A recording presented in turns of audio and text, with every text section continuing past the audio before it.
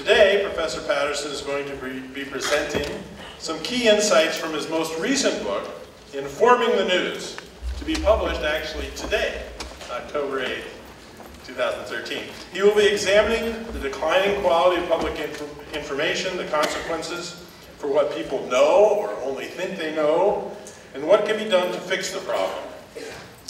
One of Professor's previous books, The Vanishing Voter, looked at the causes and consequences of declining electoral participation. Will everyone please welcome Professor Thomas E. Patterson, Benjamin Bradley Professor of Government and the Press at Harvard University's Kennedy School of Government, as our 2013 Distinguished Donahue Scholar.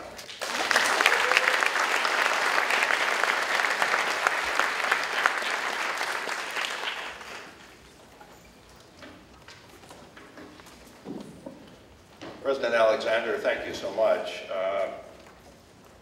I used to live on the edge of Brookline and Newton, and if any of you have been driving in these neighborhoods, it's easy to get lost.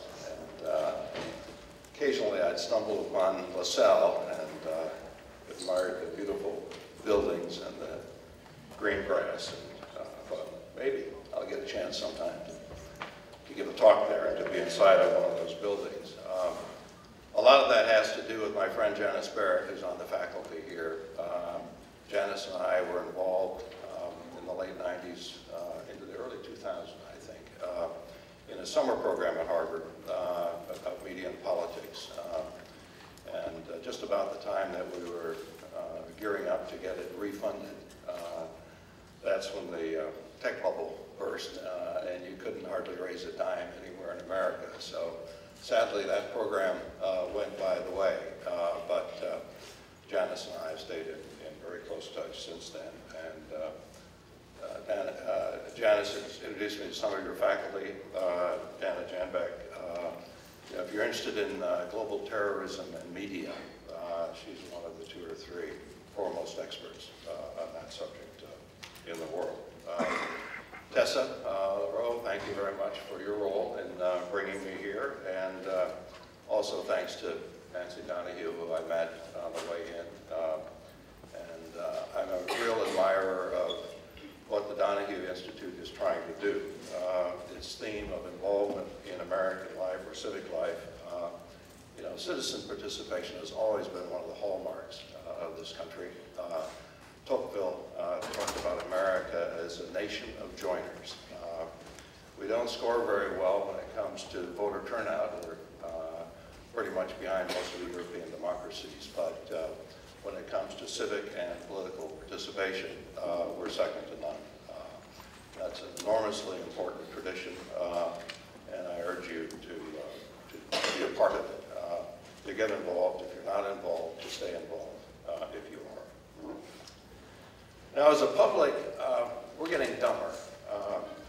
Now, you'd think that's improbable, given all the advances in communication and education. Yet, we've seen a steady rise in the level of misinformation. And some of the examples are pretty appalling. In the lead up to the American invasion of Iraq, Americans were asked in polls about Iraq and its relationship to Al-Qaeda. And most Americans thought they were allies. Now, it's true that Saddam Hussein was a bad guy, and Osama bin Laden was a bad guy, but actually they didn't like each other at all. They were on quite different paths in the Middle East. They were hardly allies. But if you felt that way, if you thought they were joined together in the war on terrorism against the United States, you were much more likely to support the invasion. Or consider the 2009-2010 healthcare reform debate.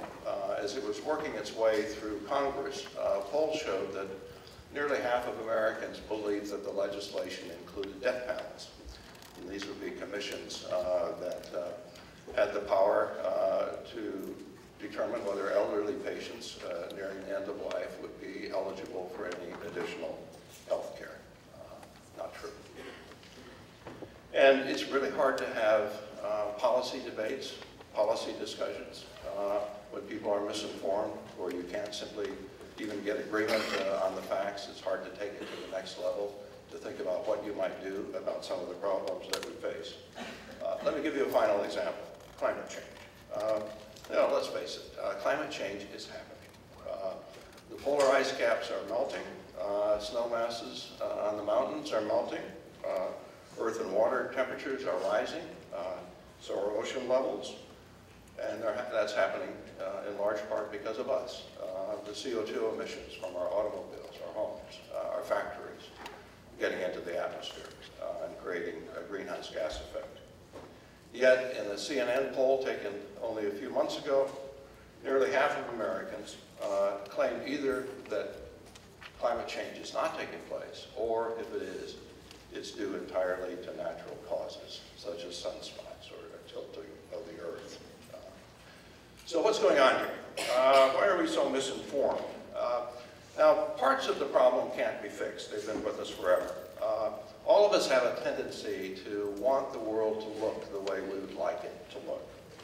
So let me give you an example. 2 years into the Obama presidency, the president had doubled the troop deployment in Afghanistan. In a poll that was taken near the end of that period of the escalation in Afghanistan, Americans were asked, under Obama, have troop levels increased, decreased, or stayed about the same? 55% got it right, said they're going to increase the troop levels under Obama. 45% got it wrong. Well, who was it that was most likely to get it wrong? Well, the answer is Democrats. Compared with Republicans, Democrats were more likely to want the U.S. to get out of Afghanistan. The Afghan policy was being directed by their party's President Obama. And for some of them, they engaged in wishful thinking when asked that question. They assumed that the president was doing what they would have done if they'd had control of public policy, and that's to get the troops out. And this is a phenomena that we see again and again around public policy issues and when looking at public opinion. And as I said, this has been around forever.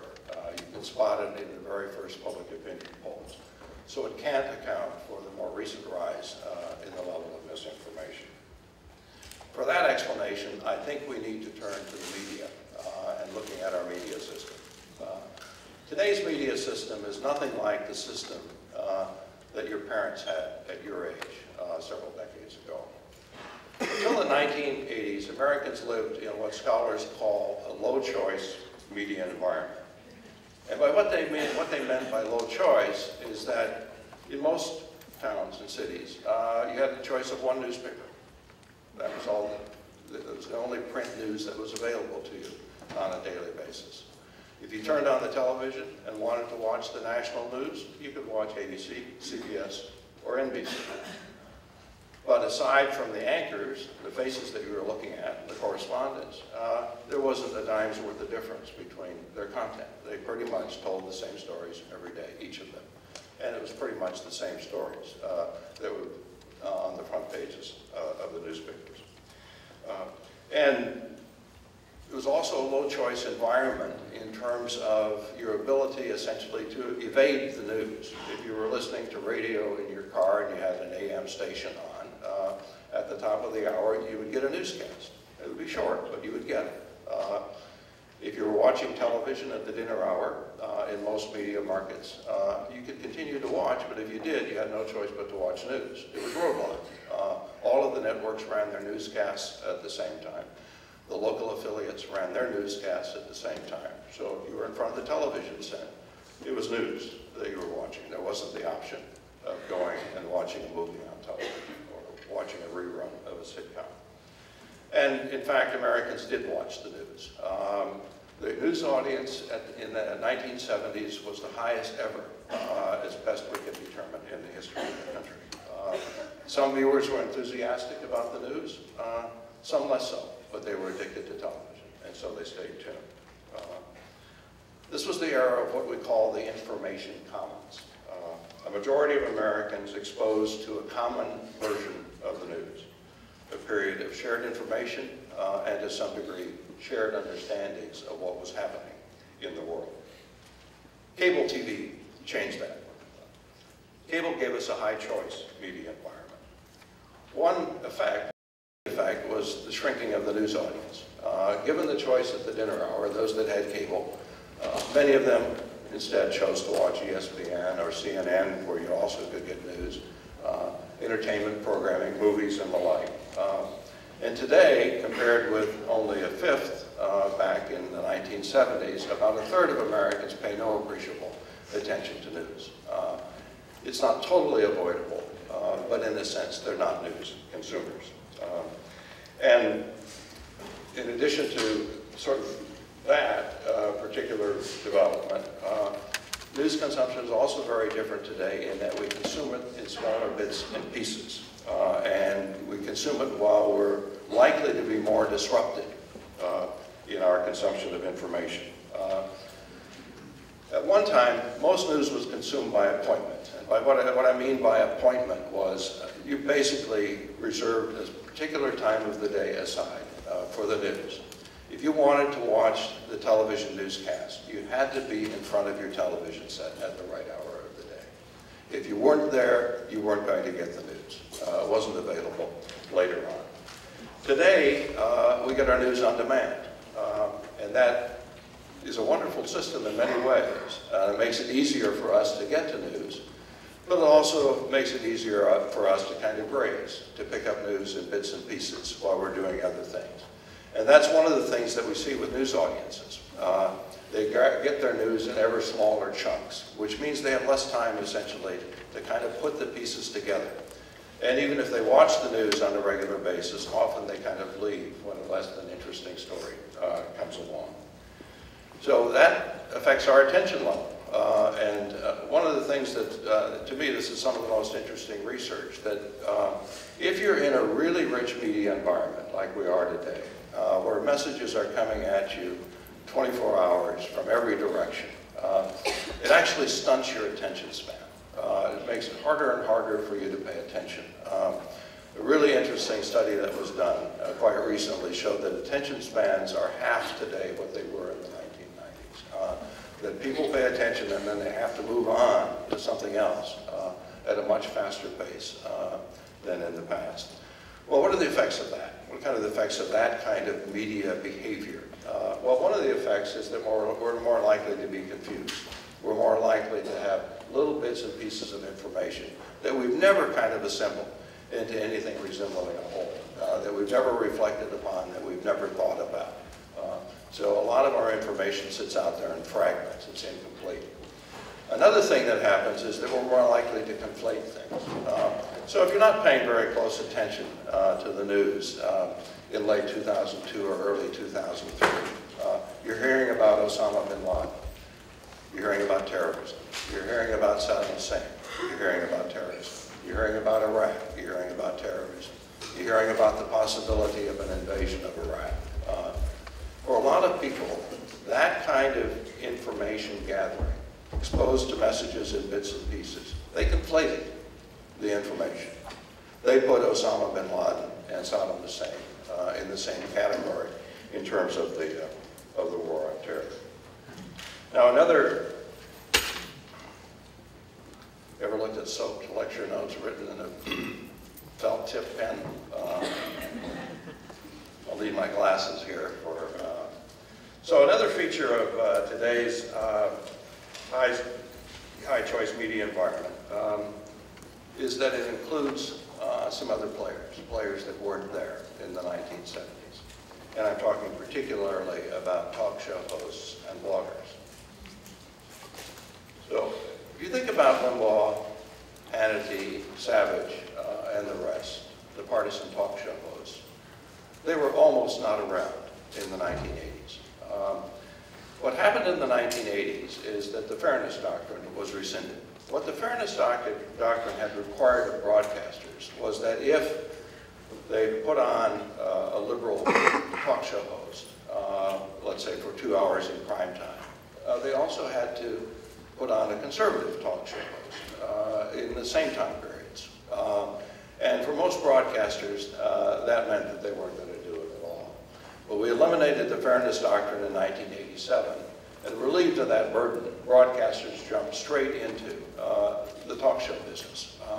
And whereas we had less than 100 stations that carried talk shows in the 1980s, we have about 2,000 today that carry talk shows. And from an information perspective, that's pretty bad news. You know, whether you like Jon Stewart, Al Sharpton, Rachel Maddow on the left, Rush Limbaugh, Bill O'Reilly, Stephen Colbert, I'm talking about Colbert on the right. You know, this is information you ought not to trust. This is not good information. The death panels, where did that come from? Where did the death panels allegation come from? Well, it originated on right-wing talk radio. It started on Fred Thompson's show, and then quickly went to the other shows. And they ran with it for about a 6 or 8 week period, just driving that issue home. And they certainly knew within a day or two, if they didn't know from the beginning, that there was no truth to the claim. And yet they pushed it and pushed it and pushed it. My point is that talk shows don't aim to inform you. What they want to do is outrage you. They want to activate you. They want to get you interested. And if that requires stretching the truth, they'll stretch the truth. And it won't surprise you to learn that if you look at Americans and look at the tip of the iceberg, which of us are the least informed or the most misinformed, people who spend almost all of their time in talk shows are at the top of the list. And the blogosphere is pretty much in that same category. When the internet came into being, we were talking about this enormous beacon of light that would provide us information from all directions, give voice to all sorts of opinions, be this wonderful source of information. And it is. It has those characteristics. But if you look at partisan political blogs, they don't have that characteristic. Most partisan political blogs are not places to go to get the facts sorted out. They're in places to go instead to confirm your beliefs, to be told that what you already think is exactly the way you ought to be thinking about these things. Echo chambers, as Kathleen Hall Jamieson at the University of Pennsylvania calls them. Now, these developments, I think, are beyond a fix. You know, we like news on demand. We like to be able to essentially have our cell phone and instant messaging. We're almost addicted to this new world of electronics that we can move through quickly, where we can get messages on demand. That's not going to change. It may continue to stunt our attention spans. It may mean that we will be increasingly confused about what goes with what, but that's part of our life, and we like it, and we're going to stick with it. And as for talk shows and bloggers, they've hit on a formula that works. Glenn Beck's gross income last year was $40 million. That's a lot of money. And so they have a formula that works for them. Tell the audience exactly what that audience wants to hear. And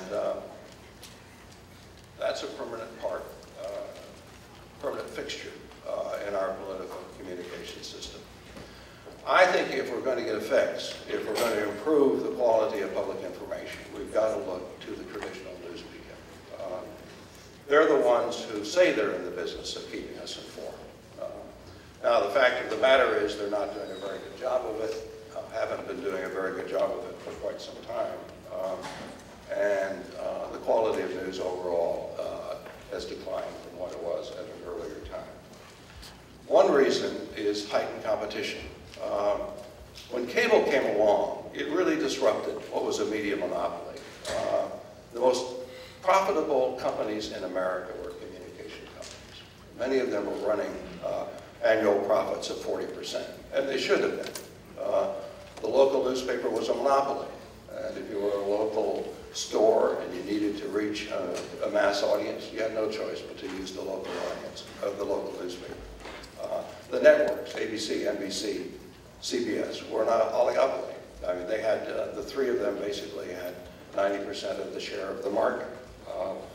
And then they started to lose it. As people started to get different options, CNN, ESPN, and so on, their audiences began to slip away, and the audience for news included. So how do you respond to that if you're a network? Well, they had two choices. One choice they could have made was to say, we just have to do our news very well. We've got to secure that spot in people's sense of what they want from their media. We'll do news better than we've ever done it before.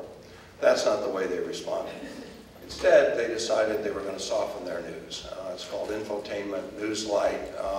They were going to compete with the entertainment competition by making the news more entertaining, in the hope of holding on to some of those people on the margins who might be tempted to move away from the watching of a newscast to the watching of true entertainment programming. We did a study at my center where we looked at, over a 20-year period of time, roughly from the point at which this kind of heavy competition began to hit America's news organizations to 20 years later, to look at kind of what was the pattern in terms of the content of the news programming. And whether it was television or the newspaper or the news magazine, they all headed in the same direction. A 20 to 30% increase in soft news, meaning more coverage of celebrities, more coverage of crime, more coverage of personal lifestyles, those kinds of stories. And at the expense, basically, of the hardcore of news, news about politics and public affairs. Before this infotainment trend in the media, politics and public affairs accounted for about 70% of all of the news coverage.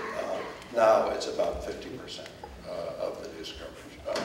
So we're getting less of the kind of information that we need to get from the media. And soft news is not kind of benign. It's not simply neutral, just something, a little bit of fluff in the mix of the other news that we get. For people who live in communities where they have a television affiliate that essentially runs nonstop crime stories for the first 5 or 10 minutes of the newscast, and for those who watch that newscast, they have a very heightened sense of the dangers in their community. They think the community is much more dangerous than it actually is. They live in a media reality, not the reality of their communities. There was a time even when national and local media combined sent the entire country into a crime frenzy. This was early in the 1990s. It was the point where the media were really beginning to feel the heat of the competition from cable. They landed on this idea that crime really could draw an audience, and they had some pretty good evidence that it could draw an audience. And so the formula became, if it bleeds, it leads. And so you got as much crime into your programming as you possibly could. And in that 3-year period where this was kind of the formula, it's kind of died off a little bit. People actually got a little bit tired of too much crime, so they still do a lot of it, but less than they did in that period. Crime was the most heavily reported issue in the United States. There was more coverage of crime than of all foreign affairs stories put together. And there was more coverage of crime than any single other domestic political issue, including the state of the economy, which at that point was a little bit shaky, and ordinarily you would think would be the top story. And it had an effect on public opinion. In the decades preceding it, in the 2 decades preceding this kind of crime spree that the media went on, no more than 10% of Americans in any single Gallup poll said that crime was the most important issue facing the country. After that 3-year media spree in the Gallup poll, 40% of Americans said crime was the most important issue facing the country, dwarfing Americans' concerns with all other issues. And when the public gets really concerned, and 40% is a high level of concern, then the lawmakers get concerned too, the elected officials. And they responded. And this was the period in which state legislatures, Congress, mandated longer sentences for those convicted of crime. And then lawmakers went on a prison buying spree. We spent more money in the 1990s on prisons than at any time in our history. And we were spending it so fast that some of it had to be put into private prisons. We couldn't operate that quickly on the public realm. And by the early 2000s, we had more people per capita in jail than any country in the world. More people in jail than China, or Russia, or Cuba, or Iran. We were at the top of the list, and we still are. Now, interestingly, during the media's 3-year crime spree, the rate of crime in America, including violent crime, was actually dropping. The media reality and the real reality had no connection. It was strictly the media's response to competition and an attempt to pull in viewers. And I think the news in other ways, too, has been degraded. For a variety of reasons, they're actually too complicated to go into. Our news has become increasingly Washington-centric. What goes on inside the Beltway, in that 10-mile square district, increasingly has consumed more and more of the news coverage, and extensions of what happens in Washington when the members of Congress or the presidential candidates go on the campaign trail. Now, to be sure, that's always been and always will be a center of our attention. Because for the most part, the way journalists operate is that they look to our leaders, what they're saying, what they're doing. Most stories originate in the words and actions of public officials. But it's even more the case today. I think one of the reasons for it is cable news. The cable networks have their main operations in Washington, and they generate a lot of the buzz that kind of then works its way into the rest of the news system. The problem with this news, although we're getting more and more of it, is it's not very informative. For the most part, the news out of Washington is about the political game. Who's winning, who's losing, who's getting the better of whom. You know, it's the daily theme of the news coverage. Think about the budget showdown that's going on in Washington now. What's been one of the things that you know about the budget showdown? Well, if you know anything about it, you probably know that Democrats are doing a little better in the polls in terms of, you know, they're kind of getting a small advantage out of this, out of the budget showdown, although not as big as it was last time, and Americans actually don't like either party very much around this. That's the kind of coverage you get, a lot of coverage about kind of what's going on in terms of the political game, who's ahead, who's behind. And of course, that's overwhelmingly the story that comes off the campaign trail. The number of polls that you'll see, even in the last 2 months, original polls in the last 2 months of a presidential campaign has now reached about 250 in the mainstream media. It's one poll story after another. And this kind of coverage has some use to us. It helps us a little bit to have a sense of what's happening in politics, but it really cuts out the substance of politics and really kind of walls that off from us. If you look at election coverage, for example, studies of election coverage, and you're looking at the consequences, the degree to which reporters are talking about the consequences of the campaign, well, there's 7 times as much coverage, as many stories about the consequences of the campaign for the candidates as there are for the consequences of the campaign for the voters, for us, the public. It's more about them than it is about us. Equally troubling about the news coverage is that when there is content in many of these stories, it's in raw form. Half-truths, full truths, lies. They have almost equal standing now in the news. In the 1980s, journalists perfected what was called he said, she said journalism. And initially it was a way for journalists to try to hold politicians accountable. So if a politician said something that a journalist thought didn't sound quite right, wasn't quite accurate, they would go out and get someone else, usually from an opposing party or an expert, basically to say, that's nonsense, or that's not right. He said, she said, journalism. That also had a second benefit to journalists. It played up the conflict, and this has always been a huge news value. Everybody loves a fight. Conflict does a lot better in terms of drawing an audience than does cooperation and agreement. Well, what happened over time is that conflict as a value overtook the importance of getting it right. And today, in this he said journalism, he said, she said journalism, it's almost entirely about the conflict, with journalists making very little effort at all to distinguish who's right and who's wrong in the claims that they're making. The Atlantic, James Fellows calls this journalism of false equivalencies. You can see a story, you'll hear the opposing sides, and you'll have no idea which one is closer to the reality unless you're more deeply informed than the average citizen.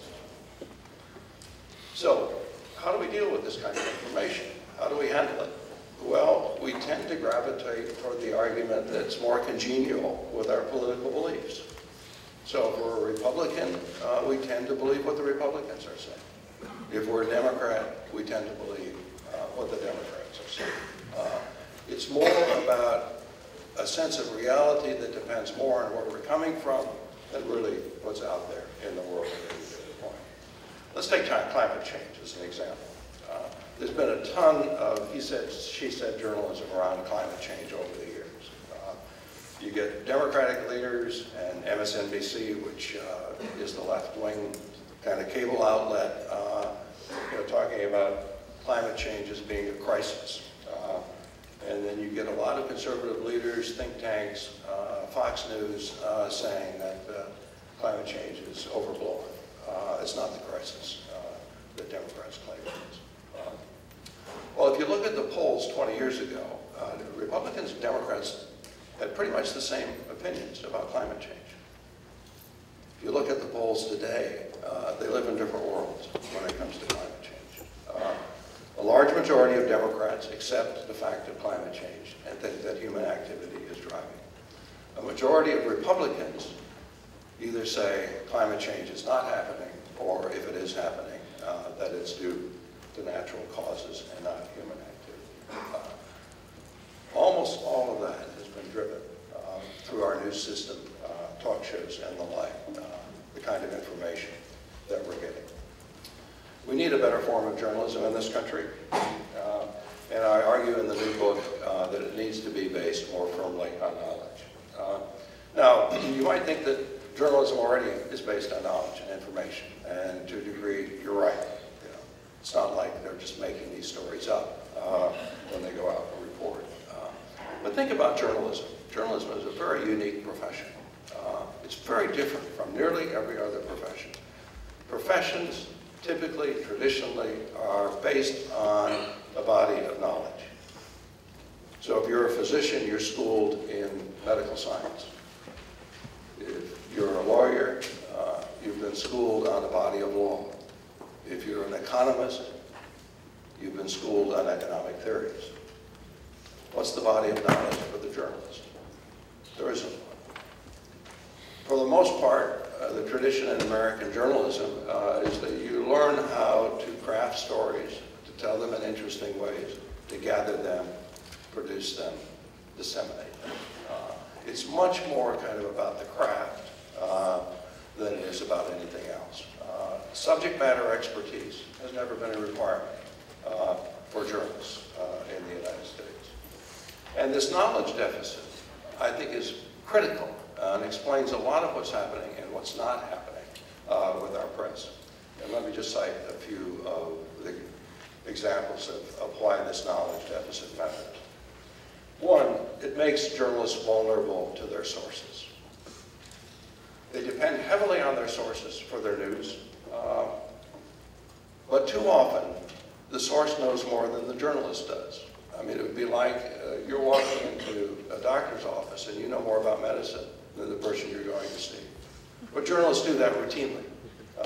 When they talk to someone in the State Department or someone in the White House about some current issue, invariably the person they're talking to knows more about it than they do. There was a sign in the Pentagon press office during the Persian Gulf War that greeted the journalists who were coming there for information. And the sign read, "Welcome temporary war experts." The real experts were the people in the Pentagon. The journalists were there. And that really makes them vulnerable to their sources. When they're being spun, they don't always know they're being spun. And increasingly, PR agencies are part of the spin that's entering the news. And they're very clever. Now, this is not unclever spin on either part, either on the part of the political class or the PR agencies. This is very clever stuff, very well disguised, looks quite real, looks genuine. And unless the reporter can dig into the subject matter and knows the subject matter to test basically the reliability and the validity of that information, it's like its way into the news unfiltered. It also makes journalists kind of hard, it makes it hard for journalists to sort out some of these controversies that they have. He said, she said journalism protects journalists, right? If you allow both sides to say whatever they're going to say, they're not going to criticize you. It's good protection. But it's also lazy journalism, because you don't actually have to try to dig in, sort things out, and tell your readers and reviewers the truth of the matter. And sometimes, in fact, journalists, even though they sense something is wrong, and he said, she said journalism, really don't know enough about the subject to be able to sort it out. Journalist knowledge deficiency also walls them off from stories they ought to be telling us. Recently, the Washington Post's Walter Pincus said education is very important in America, one of the most important issues of America. But he was hard-pressed to think of a reporter who really knew education well. And then he said, you know, the same thing is true of food. The food supply is very important to our well-being. He said, about the only time I ever even see a news story on food is when there's an outbreak of food poisoning. If you don't have information about these particular issues, it's very difficult to cover them and to cover them well. And it's a reason why journalists tend to resort to the political game, why they talk about who's up, who's down. This is about the easiest form of journalism that you can imagine. It's not hard. You could do it. You could watch, I think, go to Washington today, hang around for a few days, and probably deliver a story about what's happening in Congress in the he said, she said mode. What you couldn't do is go and talk in meaningful terms about the budget deficit and the meaning of that, both in the history of Congress, for the legislative process, the policy consequences, and the like. That requires a much different level of knowledge. And this kind of he said, she said, and this game-centered kind of coverage that dominates, it filters out and goes beyond even what's covered in Washington. Think about the euro crisis. If I ask you just, what's going on with the euro crisis? Well, if you've been following the news coverage, you might think this is all about the frugal Germans and the spendthrift Greeks. That's what the euro crisis is about. It's not, I can tell you. It's a structural problem. There are some structural problems in the Eurozone, around the banking system. That's a very hard story to tell. And that's a story that most journalists are not equipped to tell. But it's easy to tell the story of Germany versus Greece. And so that's the story that we get. Journalist knowledge deficiency also affects the context in which news events are cast. There was a commission, the 1947 Hutchins Commission on Freedom of the Press, that said one of the major failings of the American press is that it fails to put events into a context that's meaningful for the audience. That's still a problem. We had Matt Storin, who was the editor of the Boston Globe after he was editor to come to our center as a fellow. And Matt, this was right after 9/11, and what Matt wanted to do was to look back at the coverage of the terrorist acts that had preceded 9/11 to see how well the media had done in covering those events.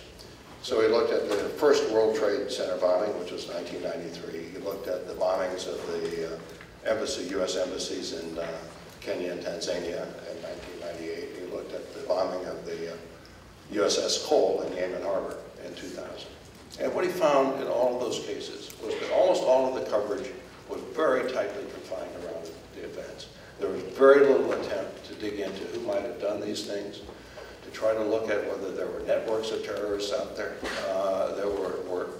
To look at what the political and religious and cultural factors were that were driving these attacks on American men and women and property. And And then 9/11 comes along, and journalists express surprise that someone would attack America. And Richard Holbrooke, Ambassador Holbrooke, said, you shouldn't have been surprised. All the signs were out there. You should have been covering it. And because you didn't cover it, that was a real disservice to the United States. It meant that we were not prepared for what was going to happen thereafter. And then let me give you a final example of what the knowledge deficiency results in. It limits journalists' vision. One of the things that you're here at Lasell for is so that when you leave after 4 years, the world looks bigger, richer, deeper. You see more than you would see if you hadn't come here. And that's what knowledge does for us. It allows us to see things we would never otherwise see, to recognize forms that we had not thought about before, to give them meaning and significance. And that's true also for journalists. The better trained they are, the more knowledgeable they are, the more likely they are to see more things that are important and need to be reported. The last couple of years, all of you have seen some news stories about the growing income divide in the United States. The fact that the middle class is increasingly stagnant, the poor are going backwards, and the rich are going through the roof. That's a familiar story now. This development, this widening income divide, actually started in the 1980s. That's when the divide started to open. Progressed through the 80s, widened even more in the 1990s. First decade of 2000.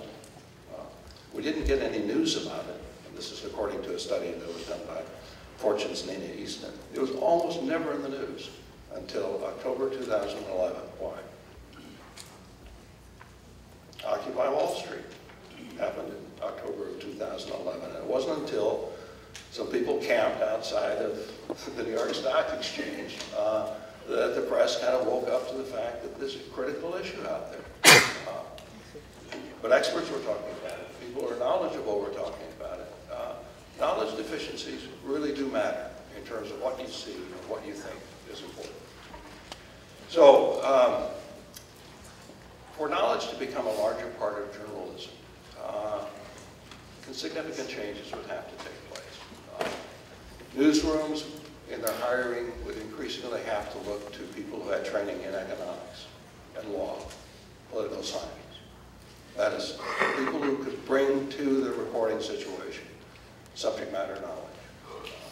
The New York Times has always kind of had that model. The New York Times has always thought, give us someone who's really bright, really knows some subject, we can teach them how to write in about 6 weeks. Right. So we're not looking for someone who knows how to write. We're looking for someone who knows something and who knows how to think. And I think that model has to become much more the way that the newsrooms think.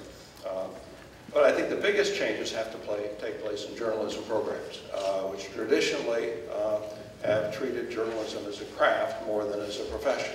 Now, ironically, when Joseph Pulitzer, who provided the endowment for the Columbia Journalism School, when he gave that endowment to Columbia, he said, I'm doing this because I want journalism to be an intellectual profession in the same way that law and medicine are intellectual professions.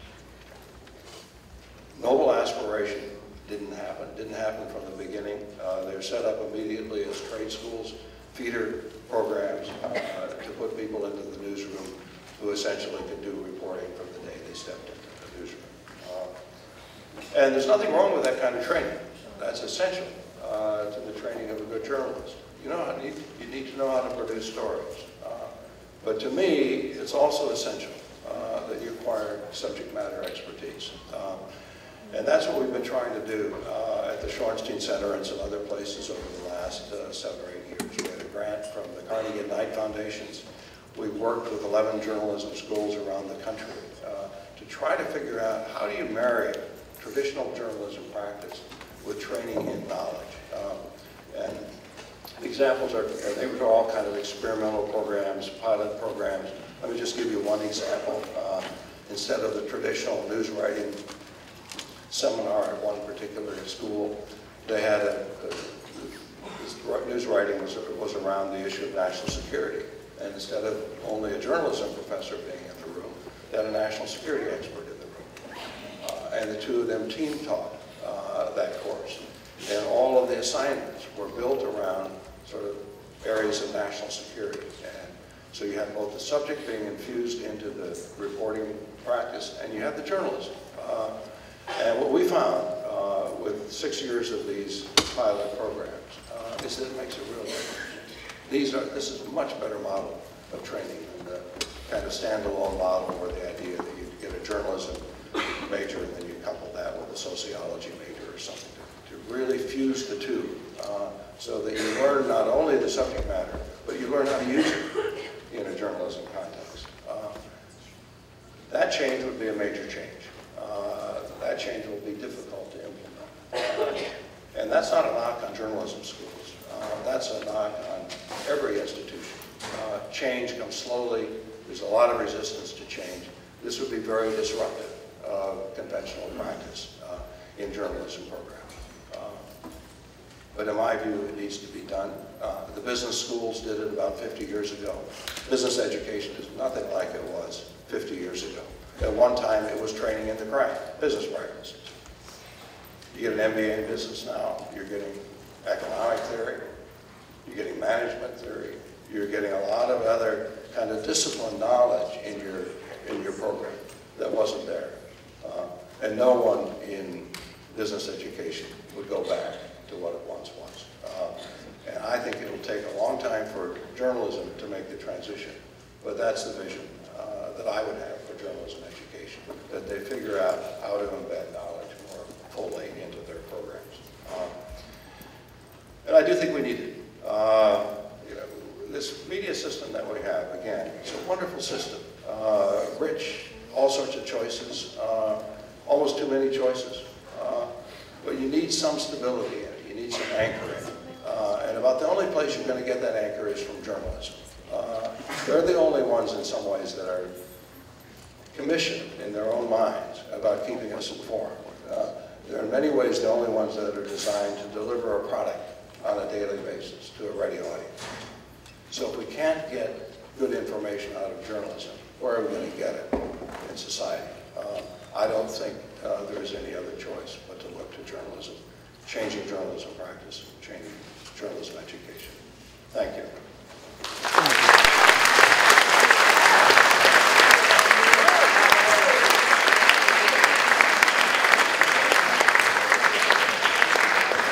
Can I read out my notes? I spilled my water on the notes, so I was kind of winging the last 2/3 of that. So I had two questions really, but the polls that we get from stations like CNN, can we truly believe their validity? Like, the people I know who watch CNN are diehard Republicans, so wouldn't it mean that the only people they poll are Republicans?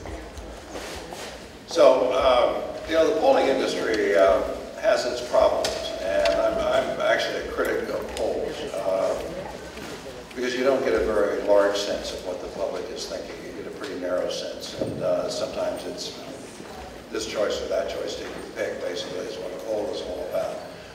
But the polling industry is actually pretty refined in terms of being able to get something close to a representative sample so that they can generalize to the larger population, at least within the limits of the polling methods themselves.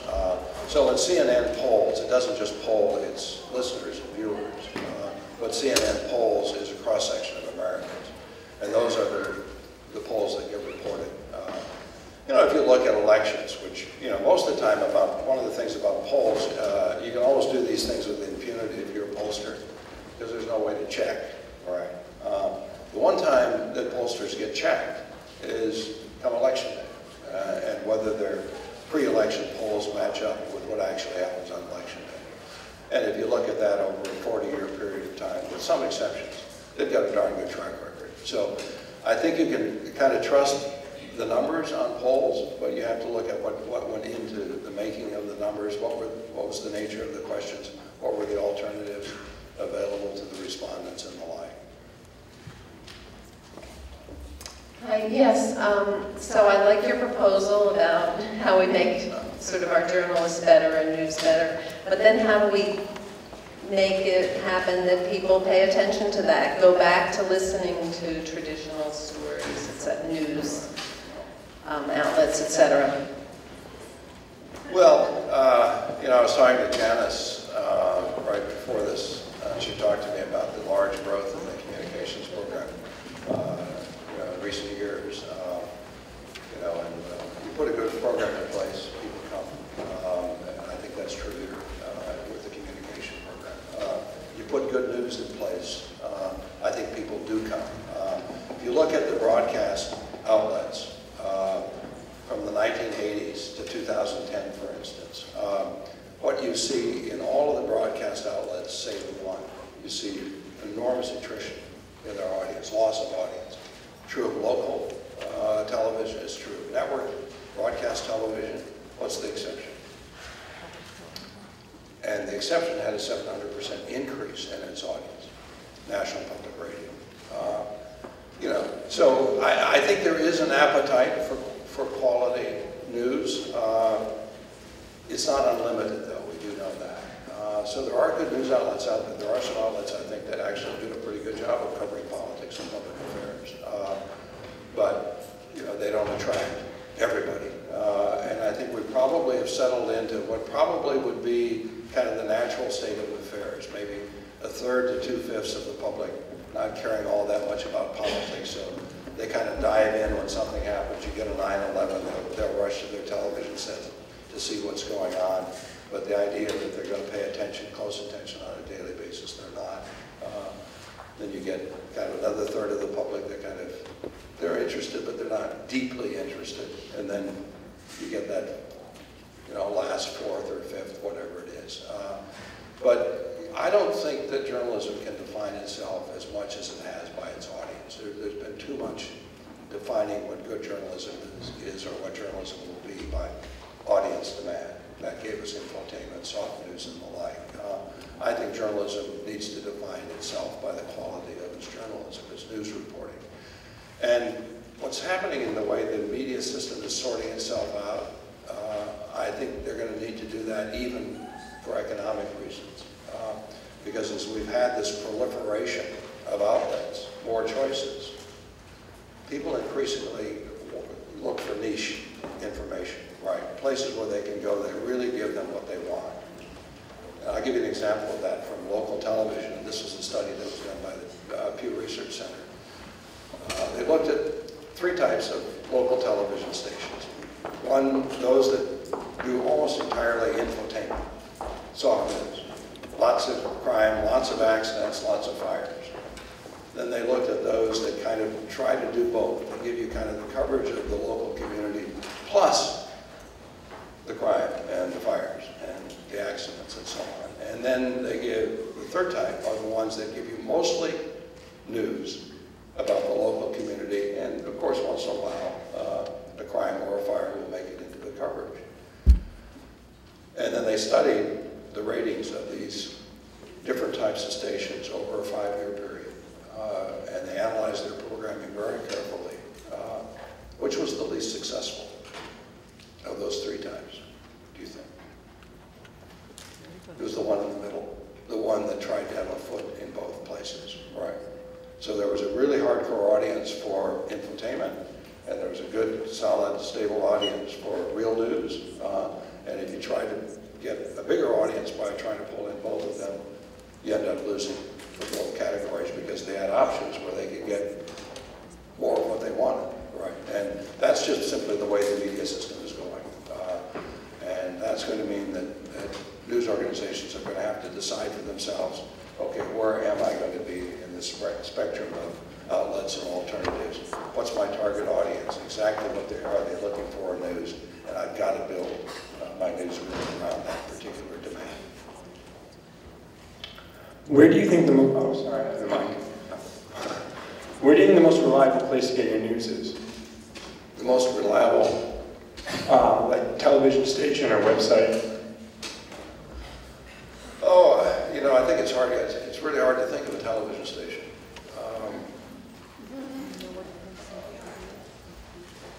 Radio, NPR. Okay. Yeah, the problem with PBS in this country is that it has such a small budget that it can't actually do news very well. They do well with the budgets they have, but there's a reason why PBS has about 1% of the news audience, and it's because they have no news staff. So they can do 2 or 3 stories. They can seat some people at a desk and have a conversation, but they don't have the resources to give you news in depth. They're just big holes, big holes. Radio's a lot cheaper. Radio is much cheaper to produce. That's a huge advantage for NPR. Right. You can do probably 15 stories on radio for what it costs you to do 1 story on television. I don't know the actual number. I'm just guessing. But that means that with the same budget, you can stretch it a lot further. And NPR now has correspondents around the world, and they do a pretty good job. So the broadcast outlets, I think it's NPR hands down. The traditional print outlets, whatever you think of their politics, New York Times has no fear. It's the best newspaper in the country, probably the best newspaper in the world. Online, it gets a little tricky. I look at, I use quite a variety. I actually don't watch, I don't read the, New York Times is my second choice. I read the Boston Globe, because I'm really interested in local stuff, what's happening in my community. So my first stop in the morning is to go to the step and pick up the Boston Globe. My wife takes the New York Times. We're both happy, practically. Both have a cup of coffee, and we have different preferences. But when I go online, I sample. I think The Guardian is very good. I think Washington Post, if you want Washington coverage, is terrific. I'm very disappointed in the Huffington Post. I thought it might become a really good news outlet, and it's succumbed to ambition. They're just chasing audience now, and there's so much fluff on that. They're making a lot of money in relative terms compared to most internet outlets, but I think they've lost their soul. In terms of magazines, I think The Economist hands down. I mean, they're good sources out there. I'm right here. As our generation, the millennials, get most of their news from Twitter and Facebook, how do you suggest, since we are a nation of small bits of consuming news, how do you suggest journalists better reach out to millennials so they do get accurate news? A lot of my peers don't really know what's going on because they do get their news from Twitter and Facebook. Well, the problem with Twitter is there's not much news to be had. The study of Twitter messages, just messages, only about 1% of them have anything to do with current affairs. So if you're relying on your Twitter feed and you're an average person, you got to sort through 99 others before you get one that even kind of speaks to that particular side of our lives. Then much less if there's a link in there, whether you're going to go trace it down. Right. So, I think these, and the study of Facebook isn't much better. I think this Facebook traffic, I think the figure there is 2%, not 1%, so marginally better. Unless you can kind of deliver some content, right, it's really hard to inform the public or to inform yourself. You've got to dig into these stories, right? And Twitter isn't even the first paragraph, right? And one of the knocks always on television news, is that the television news is the equivalent of the front page of a newspaper. That's about all the content you can slip into 30 minutes of television. And it's about, and a television story is about the first 3 paragraphs of a newspaper story. I mean, it's just a limit of the medium. And it strikes me that Twitter is not a bad way to find out that there's a news story brewing, but if you don't get your head out of the tweets, right, there's no there. There's nothing to learn. Thank you very much. Thank